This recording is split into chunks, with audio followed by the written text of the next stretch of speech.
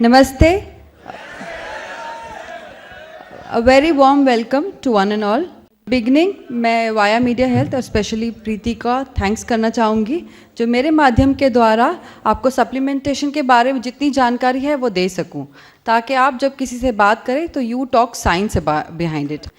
जहाँ तक हमारे देश का सवाल है, we are heading towards it and as per the world bank we are the number 1 country with more number of malnourished people. More than 50% of our children are underweight, under height also. ये सब databases scientifically proven है. Not only children, adults also, more than 30% of our population are obese. अब restaurants खुल गए हैं, malls खुल गए हैं, food available है, but still are we getting enough nutrients? We are not getting. हम लगेंगे overweight, हम लगेंगे fit, but still we are undernourished. We are obese. So it is important कि हम सेहतमंद खाएं, कम खाएं, ज़्यादा खाएं, प्रमाण अलग है, लेकिन अच्छा खाएं, ये हमारे लिए इम्पॉर्टेंट है. लेकिन अंडरवेट कौन कहलाया जाता है? देखने से क्या हम उसको पहचान सकते हैं? नहीं. एक कॉन्सेप्ट भी है Asian Indian thin fat Indian का, थिन फैट एशियन का. अगर हम पतले भी नज़र आए लेकिन अगर हमारे बॉडी में जो फैट परसेंटेज है उसका अगर प्रमाण ज़्यादा हुआ तो भी हम फैट कहलाए जाते हैं. हमारी ओबेसिटी सिर्फ देखने से नहीं प्रमाणित की जाती, फैट परसेंटेज से भी पता चल सकता है. Why do we want to know this? Basically undernourishment कैसे हो सकता है? हम 3 टाइम खाना खाते हैं, breakfast, lunch, dinner, mid morning और मिड इवनिंग मील्स भी होते हैं, लेकिन वो हमें इनफ न्यूट्रिएंट्स नहीं देते. न्यूट्रिएंट्स क्या होते हैं? आपने शायद सुना होगा मैक्रो न्यूट्रिएंट्स और माइक्रो न्यूट्रिएंट्स. मैक्रो न्यूट्रिएंट्स वो न्यूट्रिएंट्स हैं जैसे कार्बोहाइड्रेट्स, प्रोटीन्स एंड फैट्स जो हमें एनर्जी या ताकत देते हैं. वो हमें ज़्यादा मात्रा में उसकी ज़रूरत होती है.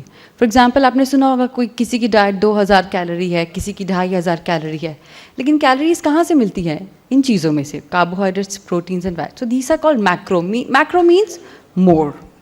Okay, and when I talk about micronutrients मतलब जिन चीज़ों की हमें कम मात्रा में ज़रूरत है. फॉर एग्जाम्पल जैसे मैं आपको कहूँ कैल्शियम, क्या मैं ये कहती हूँ कि मेरी एक इंसान को 2 किलो कैल्शियम की ज़रूरत है डेली?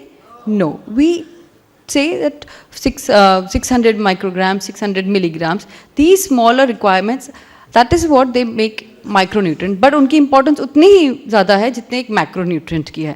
So एक normal इंसान को कितने macronutrient और कितने micronutrients चाहिए ये कैसे पता चलेगा? By the recommended dietary allowance, RDA जो Indian standard का है, this is the latest published in year 2010. Iron requirement is different in a man and a woman. We all know this because of the hormonal difference and the menstrual cycle that a female has to go through every month. आज अगर मैं पूछूँ आपने lunch में आज क्या खाया तो आप मुझे बता सकते हैं कि 2 चपाती, 1 कटोरी राइस, 1 कटोरी दाल, कर्ड, ये सब खाया. ये मात्रा आप मुझे बता सकते हैं. लेकिन अगर मैं आपसे पूछूँ कितने कार्बोहाइड्रेट्स खाए आपने, नहीं बता सकते. माइक्रोग्राम वो तो कैलकुलेट फिर भी किया जा सकता है, लेकिन माइक्रो न्यूट्रिएंट्स कितने खाए, कितने ग्राम कैल्शियम था आपके खाने में आज, हम नहीं अंदाजे से बता सकते हैं. एम आई राइट? अगर खाया भी जाएगा, सपोज एक न्यूट्रिशनिस्ट ने अपना प्लान दिया है और उसमें सब वैल्यूज़ दिए गए कि आपके दिन में 3000 कैलोरीज में से इतने प्रमाण आपको ये न्यूट्रिएंट मिलेगा, बट क्या वो अब्जॉर्ब होने वाला है जितना अपनी बॉडी में? We are not sure. Of course it is not. It depends a lot of other things. So these are the recommended dietary allowances. Okay, I hope I've made. लेकिन अगर ये सब हमारी बॉडी में एब्जॉर्ब नहीं हुए, बाकी भी सब फैक्टर्स हैं, तो डेफिशिएंसी एक दिन में तो डेवलप नहीं होगी. Over a period of time, as the time passes by, these deficiencies are visible in the form of symptoms. Proteins क्या हैं बेसिकली? प्रोटीन्स वो हैं जो हमारे बिल्डिंग ब्लॉक्स हैं. हमारे मसल्स, हमारे हेयर, हर एक चीज़ में प्रोटीन्स प्रेजेंट है.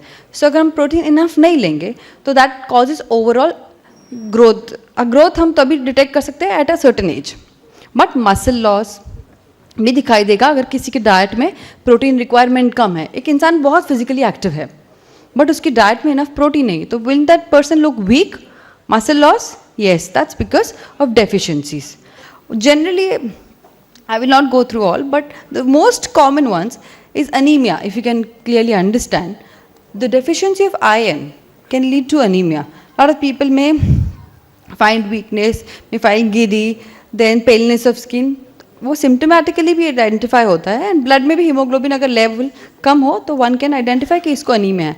So iron deficiency. और अगर हम चाहें भी तो क्या हम लोग फूड में इतना आयरन कर सकते हैं? सपोज किसी का हीमोग्लोबिन 8 हो गया, पालक खिलाए जाओ उसको और आयरन रिच फूड्स दिए जाओ फुल डे, एक तो वो इतना खा नहीं सकेगा। अगर खाया भी तो will it get absorbed in the body?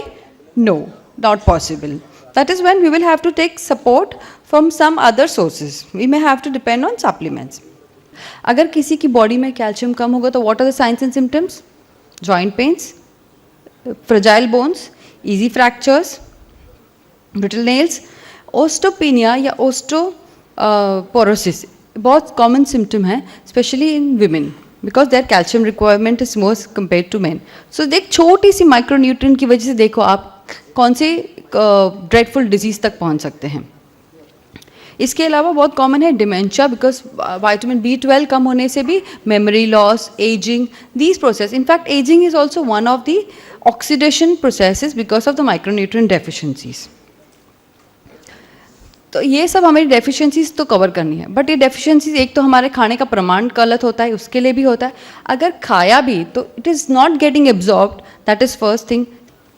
सो इसीलिए we have to depend on something called as a supplement. It is not a substitute, very clear, it is not a substitute. यानी अगर हम खाना नहीं खाए और सिर्फ टैबलेट्स या सप्लीमेंट्स खाए, क्या हम जीवित रह सकते हैं? Of course not. It is supplement something which is extra, because मैंने आपको समझा इतनी सारी डेफिशिएंसीज हो सकती है अगर हमारे सिस्टम को इतने माइक्रोन्यूट्रिएंट्स ना मिले तो in simple language what is a supplement? It is a product intended to supplement the diet. It is supplement, okay?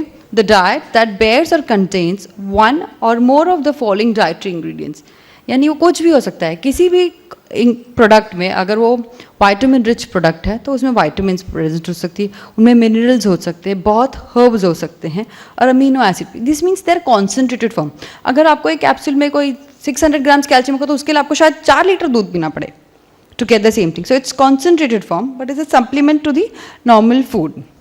लेकिन बहुत सारे लोग ऐसे बोलते हैं मैं सप्लीमेंट क्यों लूँ?